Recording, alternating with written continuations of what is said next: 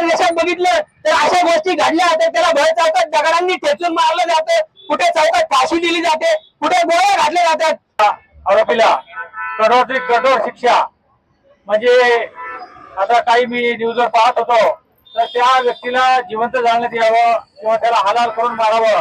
फाशी द्या, फाशी द्या, फाशी द्या, फाशी द्या, फाशी द्या, फाशी द्या, फाशी द्या, फाशी द्या। लाडकी बहीण नको आम्हाला, लाडकी बहीण नको आम्हाला।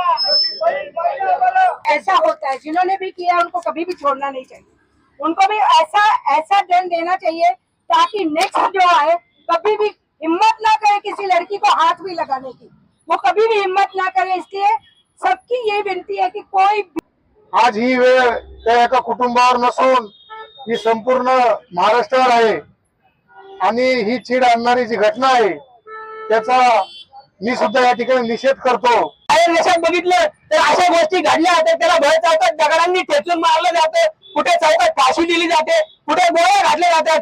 फक्त आपल्या देशामध्ये दया केली जाते आणि या दयाचा दुरुपयोग म्हणून हे गुन्हेगार हे बलात्कारी लोक पुन्हा येतात आणि पुन्हा असे कृत्य करतात। या 60 वर्षाच्या व्यक्तीने जो गुन्हा केलेला आहे त्याचा हा पहिला गुन्हा नव्हता, याच्यावरती लक्ष ठेवलं पाहिजे होतं पोलिसांनी सुद्धा आणि त्याला कठोर शिक्षा झाली पाहिजे होती। त्याच्या मुलांनी सुद्धा सांगितलेलं की असा आमचा त्याचा काही संबंध नाही, त्याला कठोर शिक्षा करा आणि तो मेला तरी त्याचा प्रेत जायला मी येणार नाही। त्याची बायको सुद्धा म्हणली की आमचा काही संबंध नाही या व्यक्तीसोबत, कारण हे जर अशा गोष्टी घडत असतील तर घरच्यांनी नाही, संपूर्ण गावांनी, संपूर्ण शहरांनी, संपूर्ण देशाने त्याला वाईट टाकलं पाहिजे। तो जामीनवरती जरी बाहेर आला तरी त्याला जगू दिलं नाही पाहिजे, कारण आमच्या महिला मुली हा सुरक्षित राहिला पाहिजे। आणि मी प्रशासनाला विनंती करतो की लाडकी बहीण नको आम्हाला, सुरक्षित बहीण हवी आम्हाला, लाडकी बहीण नको आम्हाला, लाडकी बहीण नको आम्हाला, फाशी द्या, फाशी द्या, फाशी द्या, फाशी द्या, फाशी द्या। जी नुकतीच आता घटना घडलेली आहे ती अतिशय महाराष्ट्राला नव्हे तर संपूर्ण देशाला हळहळ लागलेली आहे की आजही आजच्या या घडीला अशा या घटना होत आहेत आणि हे जे नराधम आहेत ते मोहटपणे फिरत आहेत।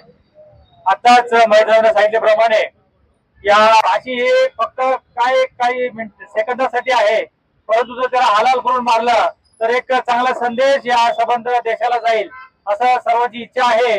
इव्हन त्या आरोपीच्या घरचे देखील म्हणत आहेत की याला जिवंत जाळून टाका आणि याच्या अंत्यविधीला आम्हाला बोलू नका, अशा प्रकारचं त्या आरोपीच्या घरचे देखील लोक त्या विरोधात आहेत।